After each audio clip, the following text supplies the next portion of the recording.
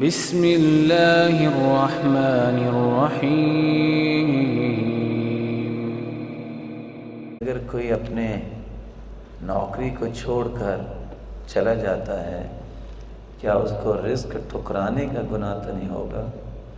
کیا اس طرح کی بھی کوئی روایت ہے کہ رزق کو ٹھکرانا گناہ ہے؟ اور اس رزق ٹھکرانے کی نوعیت یہ ہے کہ نوکری چھوڑ دیں؟ کوئی ہے ایسی حدیث؟ میں کل بھی یہ گزارش کر رہا تھا کہ والدین کی جو خدمت ہے یہ فرض ہے۔ ایک محدث ہیں حیوہ ابن شریح، حیوہ حدیث پڑھا رہے تھے۔ کیا پڑھا رہے تھے؟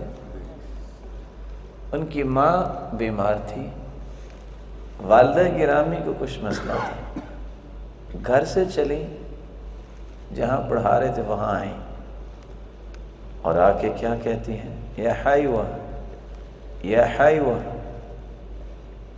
اٹھو میری مرغیوں کو خوراک ڈالو۔ حالانکہ وہ خود بھی تو ڈال سکتی تھیں، گھر سے ہی تو آئی ہیں۔ انہوں نے کیا کہا؟ میرے بیٹو، تمہیں پڑھانا نفل ہے اور والدین کی بات ماننا فرض ہے۔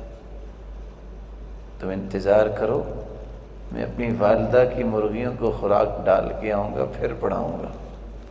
وہ گئے، جا کے ان کو دانہ وانا ڈالا اور واپس آ کے پڑھانے لگے۔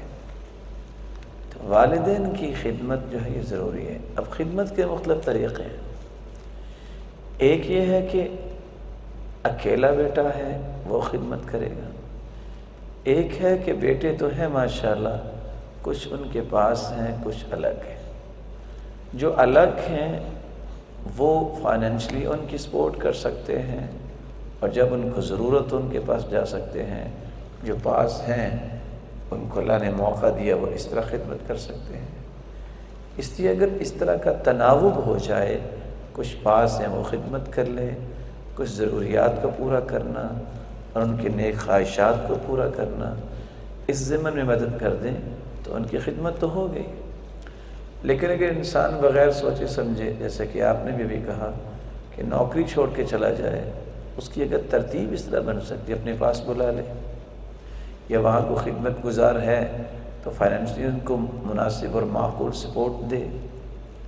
اگر سب کچھ چھوڑ کے جائے گا اس ڈر سے کہ میری نوکری ختم ہو جائے گی، نوکری تو اللہ وہاں بھی دے سکتا ہے، لیکن اگر وہاں ضرورت پوری ہو رہی ہے تو پھر نوکری چھوڑنے کی بھی ضرورت نہیں ہے۔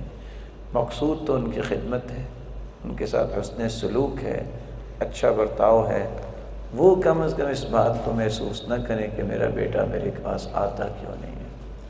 وہ روایت آپ نے سنی ہوگی، جو جہاد کے لیے اجازت لینے آیا تو آپ نے پوچھا تھا کہ احی والداک، آپ کے والدین زندہ ہیں؟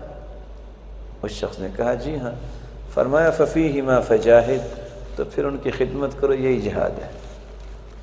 اور دوسری روایت میں آتا ہے کہ جب ایک شخص آیا تھا اجازت لینے تو آپ نے فرمایا کہ جاؤ پہلے اپنے والدین کو اسی طرح ہنسا کے اور اس طرح رلا کے آئے ہو، تو میرے ساتھ جہاد پہ نہیں جا سکتے۔